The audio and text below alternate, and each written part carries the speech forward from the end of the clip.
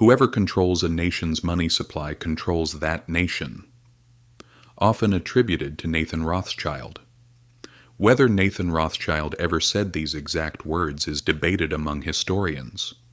But one thing is not debated: money has always outlasted crowns, flags, and governments.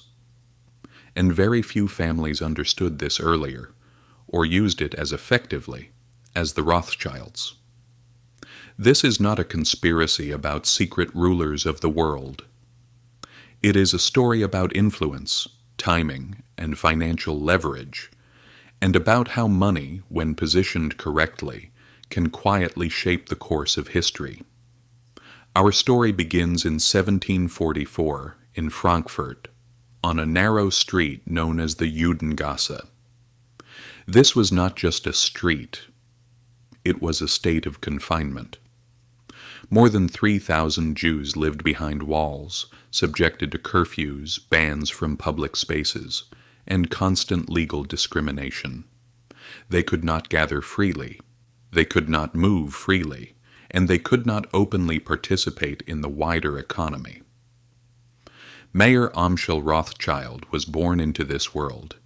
His family wanted him to become a rabbi. But when both of his parents died while he was still young, that future disappeared. Instead, Mayer became an apprentice in a small banking house. And there, he discovered something that would change his life.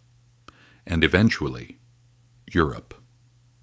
One of Mayer's earliest tasks was sorting coins from Frankfurt's trade fairs. But these were not ordinary coins. They were ancient, Roman, Persian, Byzantine, rare pieces sought after by Europe's elites. Mayer learned something essential. Wealth is not only about ownership, it is about knowledge. By his early 20s, he understood valuation, trust, and the mechanics of finance better than most men far older than him.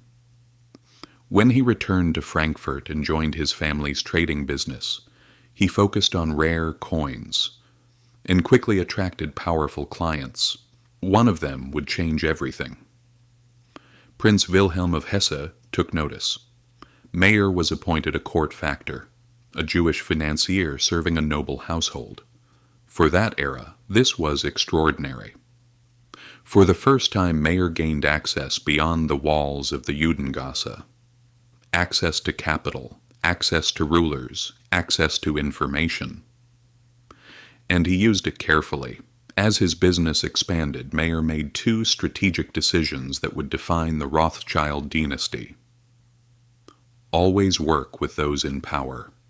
Spread the family across borders. This was not ambition. It was risk management. By the early 1800s, Mayer's 5 sons had established banking houses in Frankfurt, London, Paris, Vienna, Naples together. They created something unprecedented, a financial network operating above borders.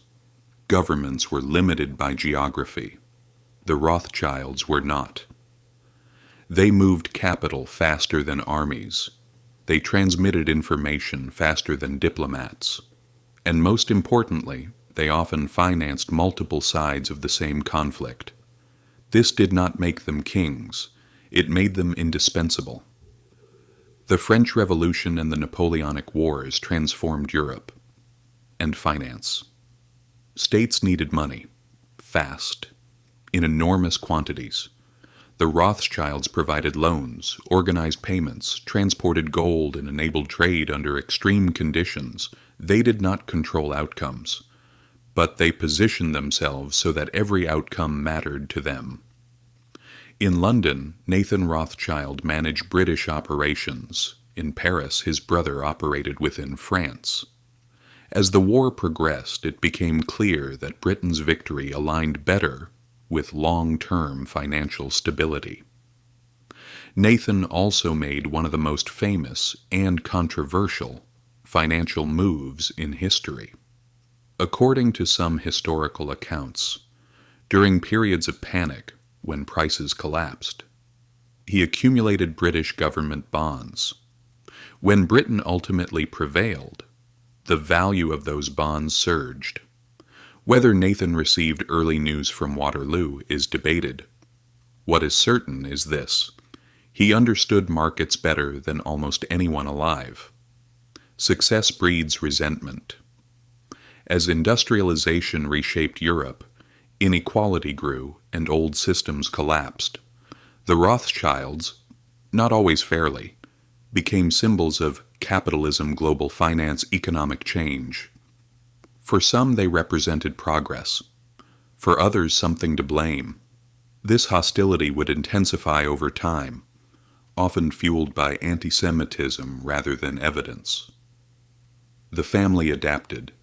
They expanded into government bonds, railways, mining, energy, insurance. They financed rail networks that powered the Industrial Revolution. They invested in coal, iron, and infrastructure. They avoided tying wealth to assets that could easily be seized. Instead, they favored liquidity, capital that could move. This was a survival strategy shaped by centuries of exclusion. No dynasty lasts forever. Political upheaval, nationalism, war, and internal fragmentation closed branch after branch. Naples, Frankfurt, Vienna, Paris. The rise of fascism and state nationalization brought an end to much of the old banking world. Only the London branch endured. By the late 20th century, the Rothschilds were no longer a central force, but they had already shaped the system that replaced them. The Rothschilds did not rule the world. They understood it. They recognized earlier than most that power follows money, money follows trust, trust follows information. Empires rise through extraction. They fall through debt. Finance remains. History is not controlled by a single family, but it is shaped by those who understand its mechanics before others do. And the lesson still holds. Crowns fade. Flags change. But money, properly positioned, endures.